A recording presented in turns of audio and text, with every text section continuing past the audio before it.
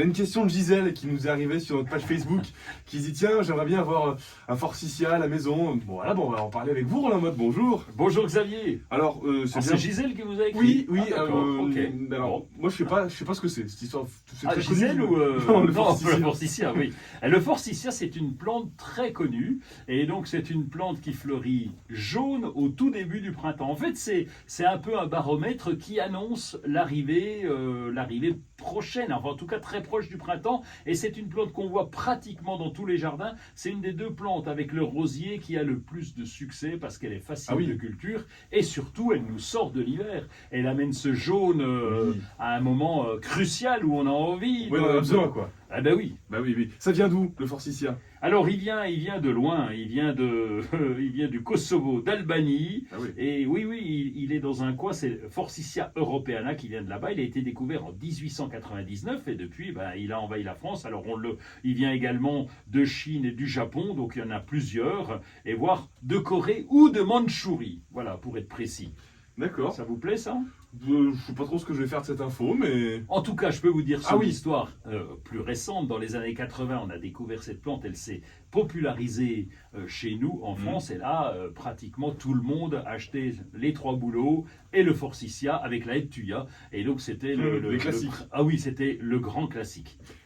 Pourquoi le forsythia et pas autre chose?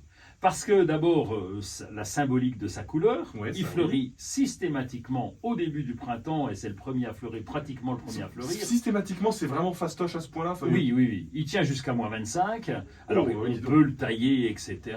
Et en plus, il n'est pas très cher, comme il se multiplie facilement, on peut en faire des boutures très très facilement. Il suffit de piquer un petit bout de branche en terre à l'automne et vous avez un nouveau forsythia qui repousse au printemps. Donc en plus, il ne coûte pas très cher. Un plant de 60 cm de haut, vous allez le payer 10-15 € maxi. Alors c'est déjà gros, 60... Non, enfin oui, si, c'est déjà pas mal. C'est un arbuste qui est déjà bien fourni. Et donc, c'est pas très cher. Et en plus, je vous dis, vous faites des boutures et ça va très bien.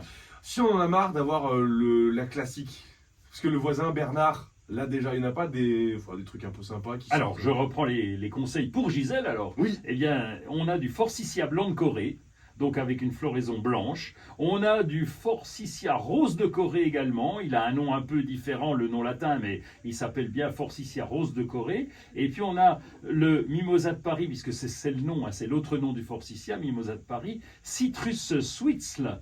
Et donc lui, il a des feuilles panachées, vertes et blancs. Trop bien. Panachées, oui, c'est sympa. Puis il y a le nimbus aussi. Alors, il y a un petit forsythia nimbus qui reste tout petit, tout tapissant. Il s'appelle nimbus pour ça. Et oui, c'est ça. On peut le mettre en pot. Et donc, c'est très joli également. Mais il y en a plein, en fait. Et il y en a plein. Oui, il y a beaucoup de variétés de ce fameux forsythia.